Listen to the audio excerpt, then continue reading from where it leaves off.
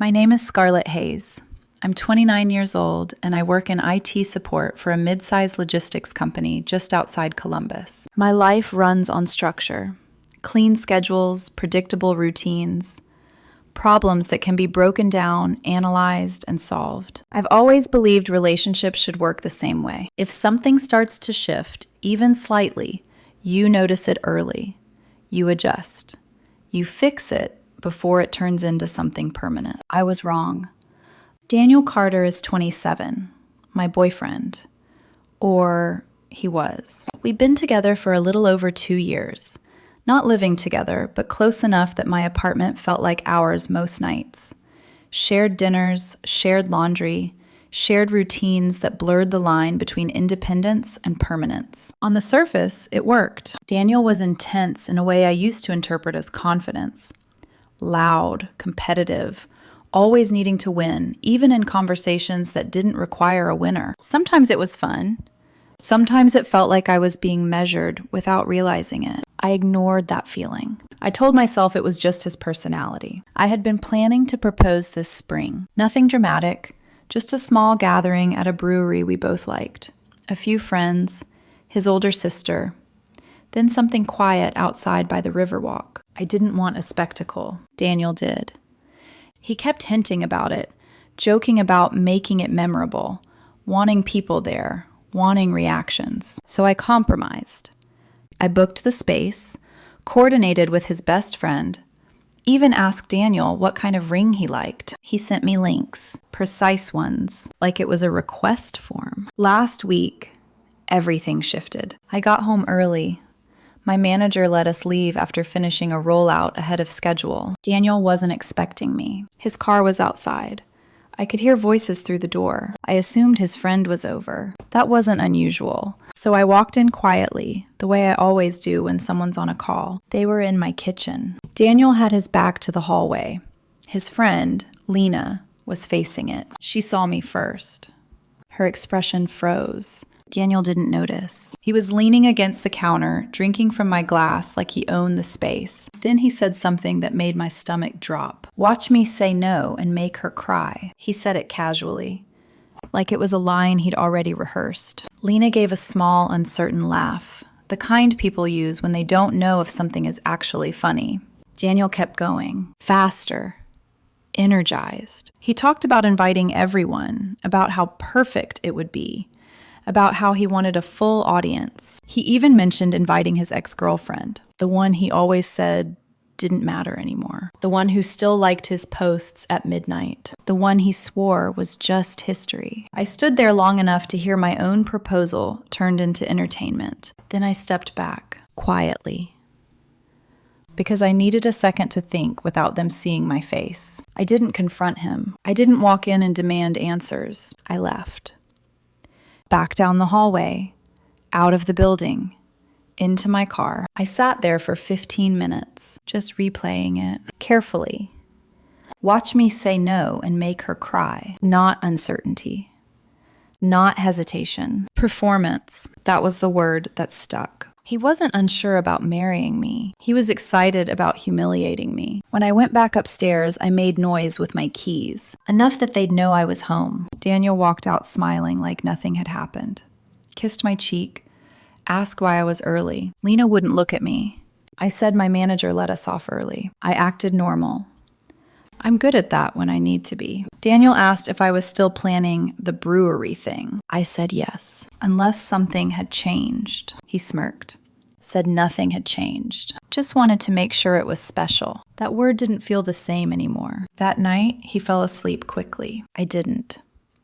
I went through everything logically, step by step. First, he knew I was going to propose. I hadn't said it outright, but it was obvious. Second, he knew details, too many details, which meant he had either guessed perfectly or accessed something he shouldn't have. Third, he mentioned inviting his ex, specifically, not casually, deliberately. I didn't want to jump to conclusions. So I checked something simple. I logged into the brewery booking portal. The confirmation email had been opened earlier that week. I hadn't opened it. That meant someone else had. Daniel had my laptop password. I never thought I needed to hide it. The next morning, I tested something small, controlled. I told him I might need to move the event to another weekend. Work conflict. His reaction was immediate. Too immediate.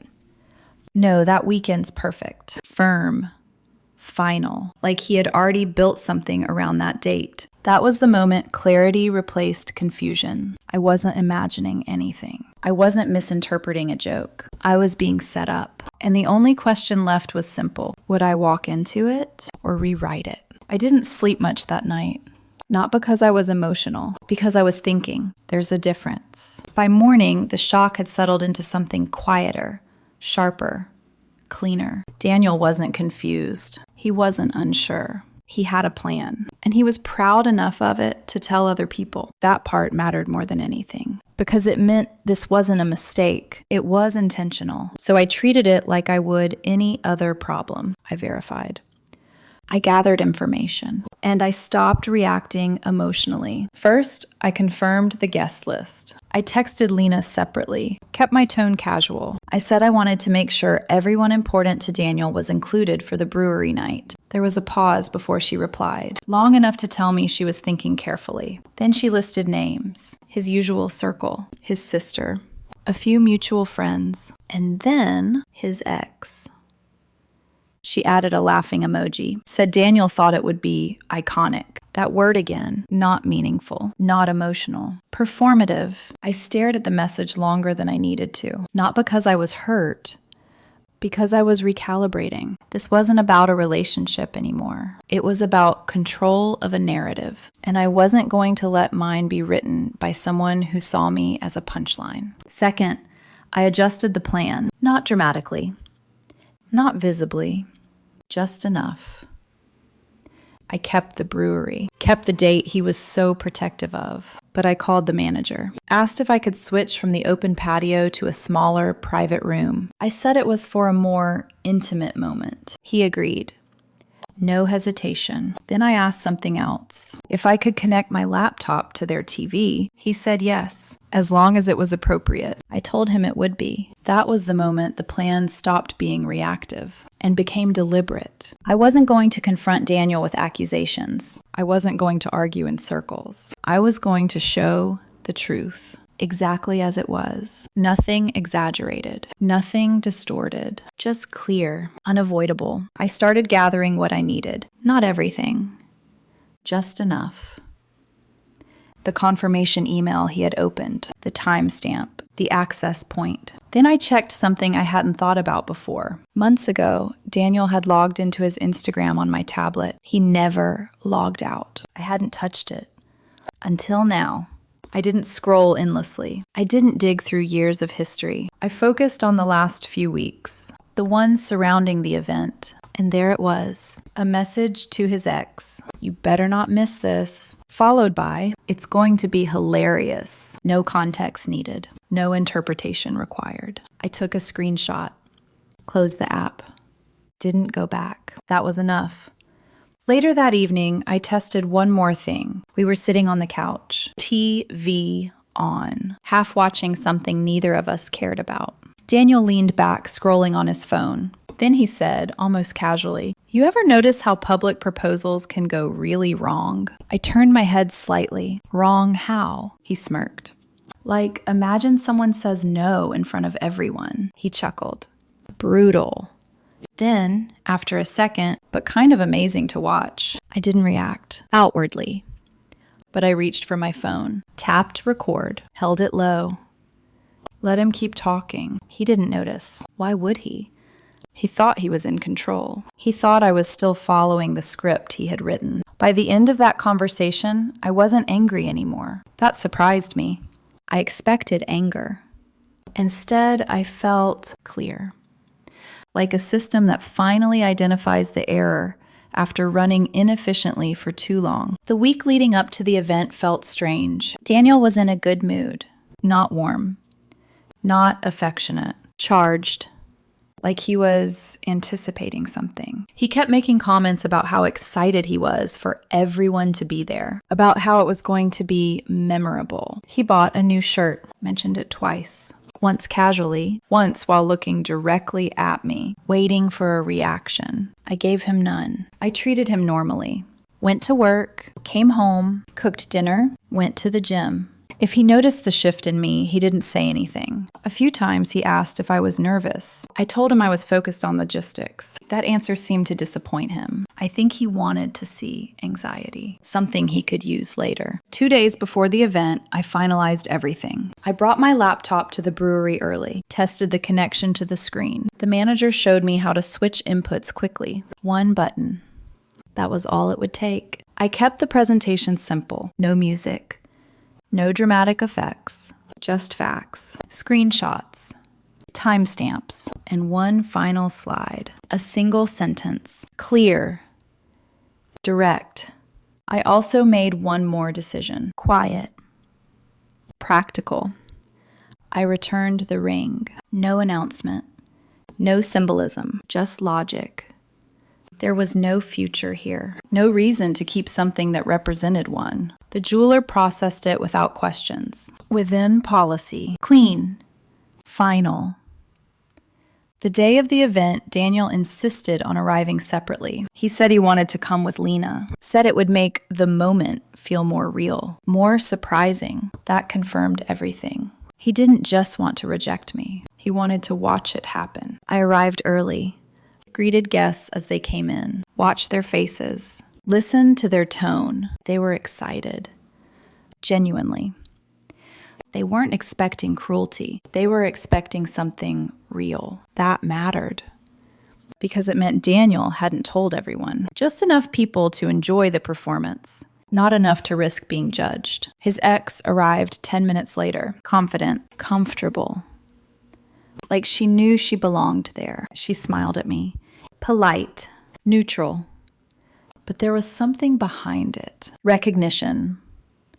Not of me, of the situation. Daniel walked in right after her, laughing at something she said. Too loud, too easy. He kissed my cheek, leaned close, and whispered, "Don't back out." I looked at him, smiled. "I won't." And for the first time all week, that was completely true. Once everyone had a drink in their hands, the room settled into that familiar pre-celebration energy. Soft laughter, phones ready, conversations half finished because people were waiting for something bigger to start. I stood near the center of the room and thanked everyone for coming, kept my tone light, controlled, normal.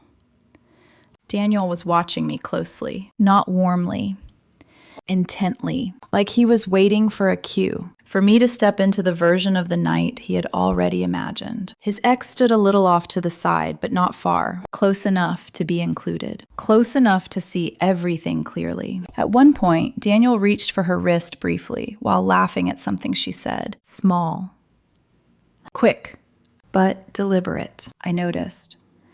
I didn't react. A few people cheered when I mentioned I had planned something important. Someone raised their phone, started recording. Daniel's smile widened. He leaned back slightly, like he was settling in to watch. That was the moment I felt it.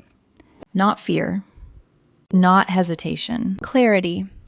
This wasn't a relationship anymore. It was a stage, and I was done playing the role he wrote for me. Instead of moving toward him, instead of reaching into my pocket, instead of doing exactly what he expected, I turned, walked to the TV, connected my laptop. There was a brief pause behind me, confused laughter. Someone said, "Oh, this is new." Daniel's expression flickered, just slightly, not concern. Not yet, just recalculation. I picked up the remote, switched the input.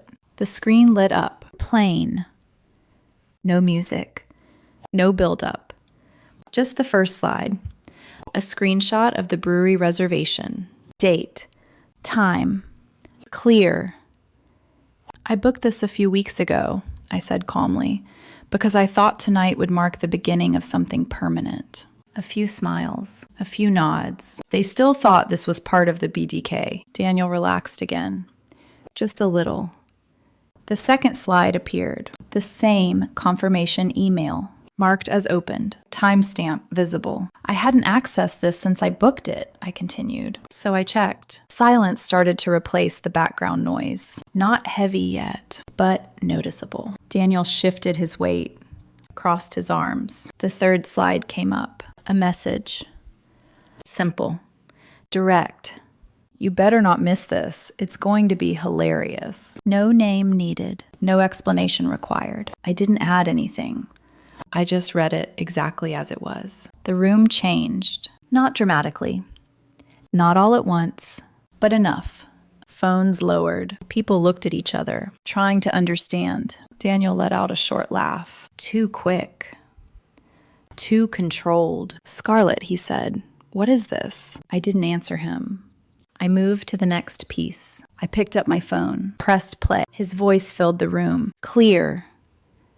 Unmistakable. Imagine someone saying no in front of everyone. That would be brutal, but kind of amazing. No one spoke. No one laughed. The silence wasn't confusion anymore. It was recognition. Daniel stepped forward. That's out of context, he said quickly. You're twisting. I held up my hand. Not aggressively, just enough. I'll let you explain in a moment. My tone didn't rise, didn't crack, didn't invite argument. It just held. He stopped talking.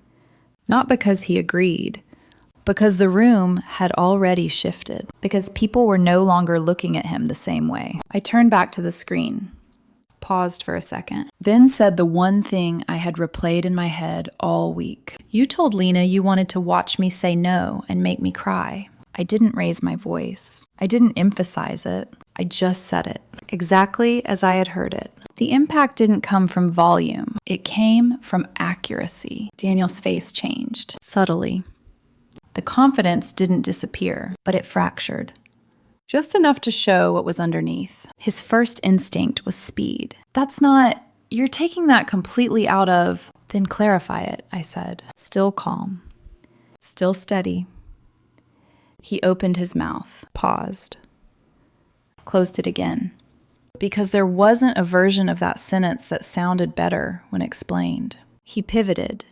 Faster now, more defensive. Everyone jokes about stuff like this, he said. You're overreacting. There it was. Minimization. Predictable. Familiar. The same tone he used when conversations didn't go his way. I didn't argue. Didn't interrupt. I let him speak. 10 seconds. Maybe less. Then I asked one question. If it was a joke, why did you insist I keep this exact date? Silence. He blinked. Once. Twice. I didn't give him time to recover. And why did you invite her? I nodded slightly toward his ex. She shifted uncomfortably, for the first time since she arrived. The room felt smaller, tighter. Daniel exhaled sharply. She's just a friend. Automatic. Rehearsed. But weaker now, because it didn't match what people had just seen, what they had just heard, what they were now piecing together on their own. His ex looked down. Didn't defend him, didn't support him, just avoided eye contact. That said more than anything she could have said out loud. From the side of the room, Lena finally spoke. Quiet, but clear. He told me it would be funny, she said. No one moved. No one interrupted. The word hung there, funny. Not misunderstanding, not fear, not hesitation, funny. Daniel turned toward her immediately. Are you serious right now? The sharpness was back. The deflection.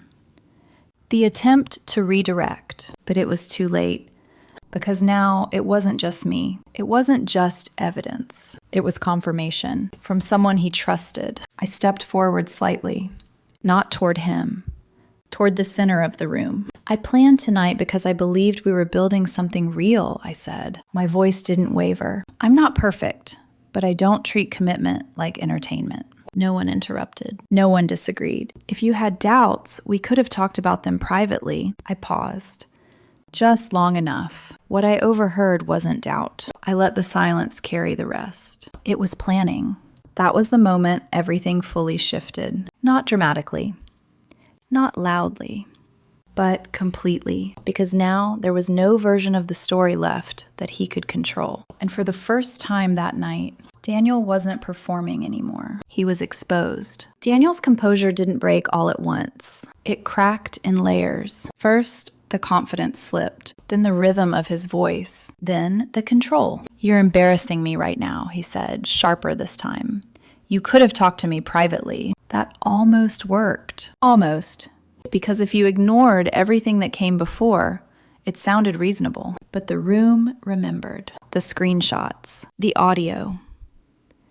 The word funny still hanging in the air. I tilted my head slightly. "If you had doubts," I said evenly, "a private conversation would have made sense." I let a small pause settle. "But you didn't plan a private conversation." I didn't raise my voice. Didn't need to.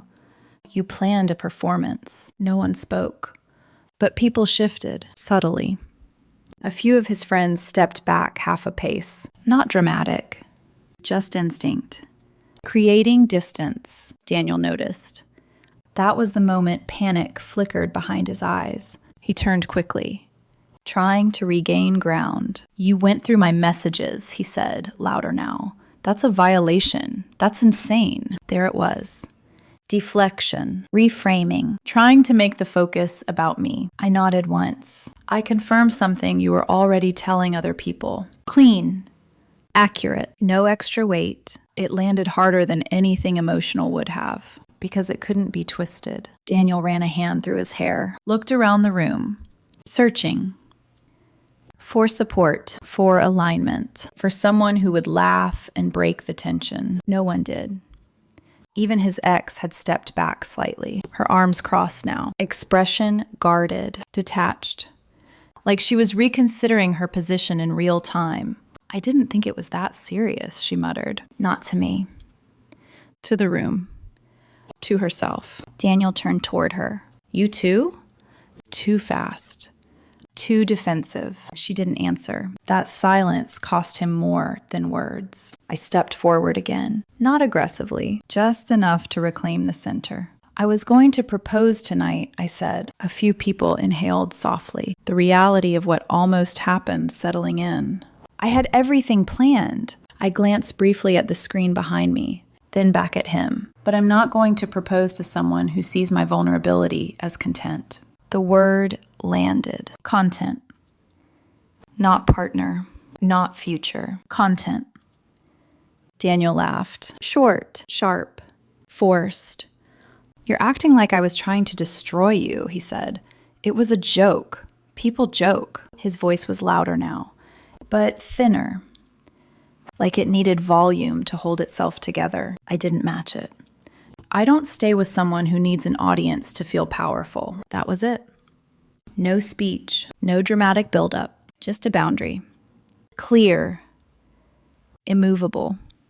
Something in his expression shifted again, this time deeper. Not anger. Not yet. Loss of control. "You're seriously ending this right now?" he asked. For the first time, there was something almost real in his tone. Not remorse, but disbelief, because this wasn't the outcome he had prepared for. I held his gaze. Yes. No hesitation, no softening, just the truth. The room stayed silent, heavy now. Not confused, not curious. Resolved. Daniel's shoulders dropped slightly, then tightened again. He wasn't done trying. "So that's it?" he said. 2 years and you're just walking away? I let out a quiet breath, not emotional, measured. "I'm not walking away from 2 years," I said. "I'm walking away from what you chose to do with them." That landed, because it shifted responsibility completely. He opened his mouth again, closed it. There was nothing left to argue without admitting what he had done. A few people started picking up their things, not dramatically, just quietly, like the event had already ended. Because it had. Lena stepped toward me. "I'm sorry," she said softly. I shook my head. "You didn't plan this." She nodded. Stepped back. I turned slightly, closed my laptop. The screen went dark. Simple. Final. "There's no proposal tonight," I said clearly. No one reacted. Because they already knew. I'll be ending the relationship effective immediately. Still calm. Still steady. And I'll need my key back by tomorrow. A few heads turned toward Daniel, waiting, watching. He didn't respond right away. His jaw tightened. His eyes moved across the room again, counting, calculating, realizing. No one was stepping in. No one was defending him. No one was laughing. The performance had ended, and he wasn't the one controlling the final scene. "You're making a mistake," he said finally. Quieter now. Almost controlled again. I nodded once. Maybe. A small pause, but it's mine to make. That was the last thing I said to him in that room. No insults. No accusations. No dragging it out. Just closure. I stepped away from the center. The space opened behind me. People moved. Not toward him. Away from the moment. The energy dissolved naturally, like something that couldn't hold itself together anymore. I thanked the manager. Settled the bill.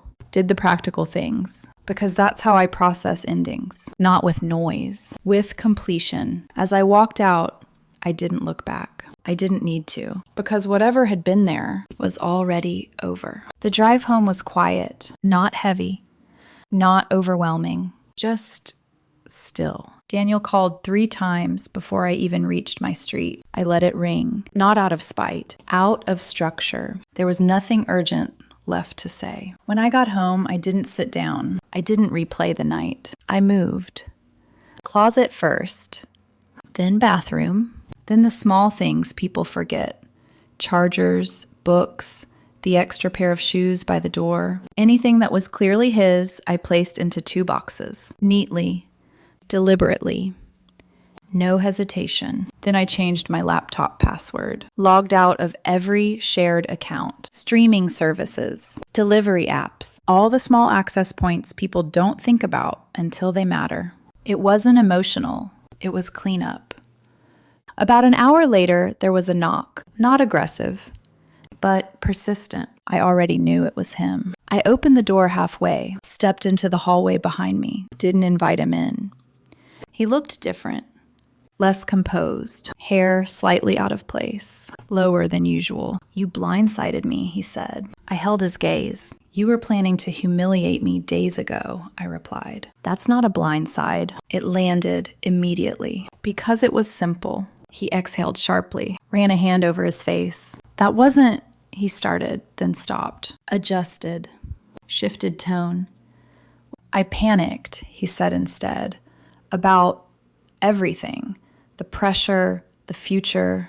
That was the first thing he'd said that sounded close to honest. Not complete, but closer. I nodded once. "Feeling pressure is normal," I said. Then, after a beat, "Planning a public rejection isn't." Silence stretched between us. Not hostile, just clear. He looked down at the boxes near the door, then back at me. "So what, we just don't get engaged?" he asked.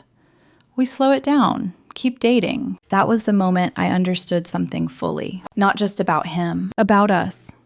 If he could downgrade something that serious that easily, then we had never been aligned in the first place. I shook my head. "No." He blinked, like he hadn't expected the answer to be that simple. "I need a partner who protects me in rooms I'm not in," I said. Not louder, not softer.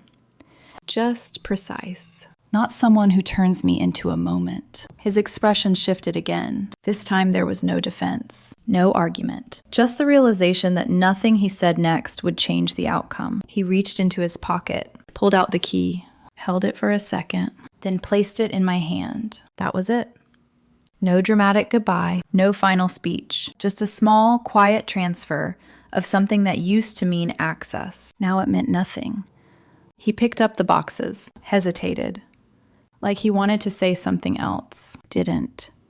Then he walked away. The hallway felt different after he left. Not empty. Clear. The next morning, I woke up early, out of habit. For a second, everything felt normal. Then I remembered.